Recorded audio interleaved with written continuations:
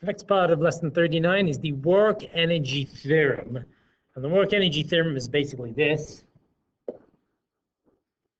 Right here, it just says that the work equals any change in energy. That can be kinetic, it can be potential, it can be both, as outlined right here. So that's the work energy theorem. And then we go on to potential energy. And potential energy is a very general term because potential energy can be many things. Can be chemical energy, that can be elastic potential energy, and it can be gravitational potential energy, or in this case here, rest mass potential energy, when we're talking about nuclear fission and fusion, which we'll do in physics 30. Now, we're going to be concerned with two of these in physics 20. We're going to be concerned with elastic potential energy and gravitational potential energy. And gravitational potential energy you've done in Science 10. It is this formula here, EP, and remember that EP stands for potential energy. In this case, you have to look at the variables and say, okay, because it's mgh, that represents gravitational potential energy.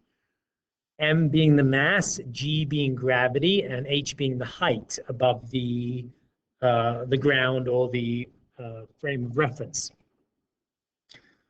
All right, so when I say the frame of reference, I'm talking about this concept here. If I hold a pen above my table, it's going to have far less gravitational potential energy than if I have my pen at the same height, but it's above the ground. So this one has a small height. That one has a big height. So obviously the one on the right has more gravitational potential energy because it has the ability to fall further. All right, and here we have an example, a very important example that you see on a daily basis, elephants suspended above a table. Determine the gravitational potential energy of a 900 kilogram elephant held 1.3 meters above a desk that is 1.2 meters high, as shown in this completely realistic and undoctored photo to the right. So the only question here is, what am I going to use for the height? We've got the mass of the elephant. We've got gravity. We're assuming we're doing this on Earth. So gravity is 9.81. Am I going to use 1.3, 1.2, or both of them together, 2.5? Now, given there is no additional information, we're going to have to assume that the elephant is once dropped is going to hit the table. And so the height in this case is just 1.3.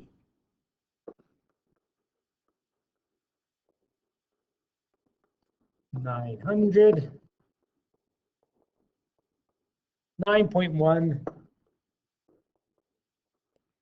1.3. And then we multiply those numbers together, we get 900 times 9.81 times 1.3. That gives us 11,477.1. So it's just going to be 1.1 times 10 to the 4 joules. Okay, pretty straightforward. Determine, for example, number 2, determine how high above the ground the elephant is if he has 500 joules of gravitational potential energy. So a similar question, we're just solving for a different variable. EP equals mgh. And this time we're solving for h. H equals divide both sides by mg, EP over mg. And now the elephant only has 500 joules of gravitational potential energy, which is not a lot of energy for something that has a mass of 900 kilograms. So we're expecting to get a pretty small height here.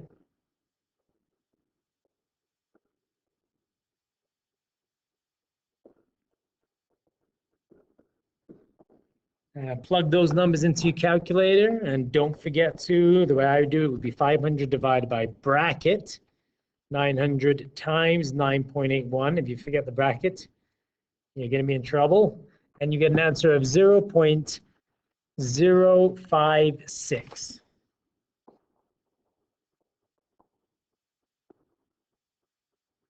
meters. So essentially 5.6 centimeters above the ground. Okay, moving right along. Okay, now we get to the second form of potential energy, which is elastic potential energy.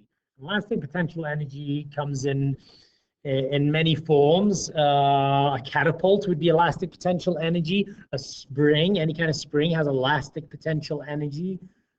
There is so many notes here. It says a pole vault. Vaults is pole, springs, and so on. Cheese, no, cheese does not have elastic potential energy, but any kind of spongy ball that if you squeeze it and then it deforms and then it returns to its original shape, that has elastic potential energy.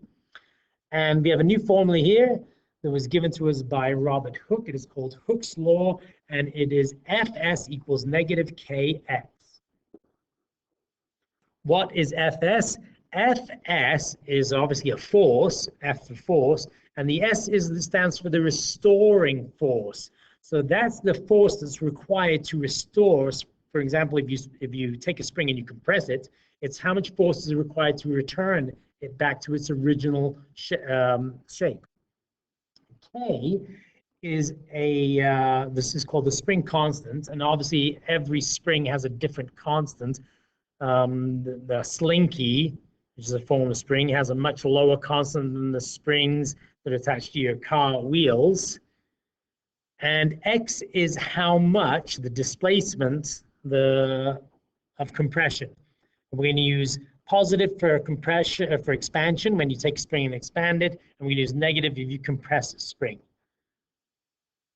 So here's an example. Example number 3, I have a spring with a spring constant of 18.5 newtons per meter. Determine the restoring force when the spring is expanded 15 centimeters and compressed 20 centimeters. So for A, here's our formula. You'll notice there's a negative there. So it's going to be negative 18.5. And in the first, in A, we're expanding it. So the D, the X here, the displacement that we're expanding it is 15 centimeters. And we're going to use positive for expansion and negative for compression.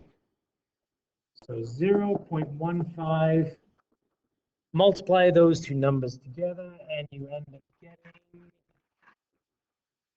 negative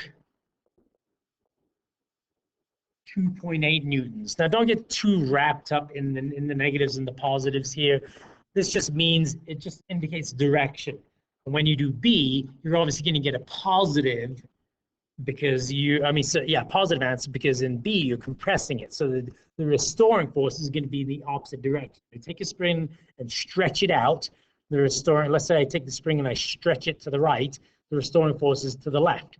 If I take a spring and I compress it to the right, then the restoring force is to the left. So that's what it's indicating, these negatives and positives.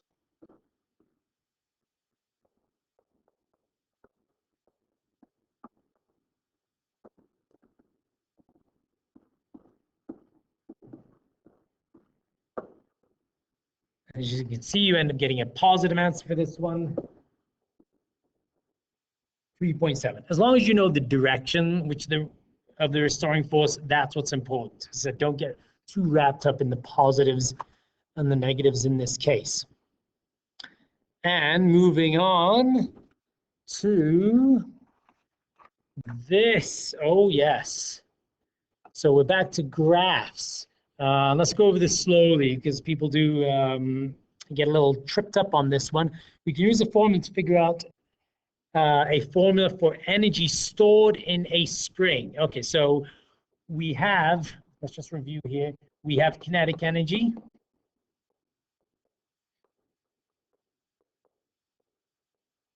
and we have gravitational potential energy, we need a new formula that will give us how much energy does a spring have if you compress it or expand it.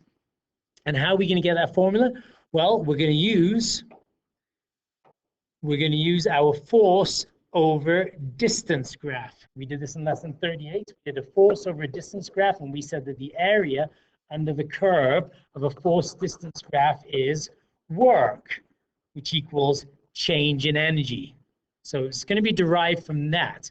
But what we have to remember with springs is that the force required to expand or stretch a spring, you have to think about this in your head, is not constant.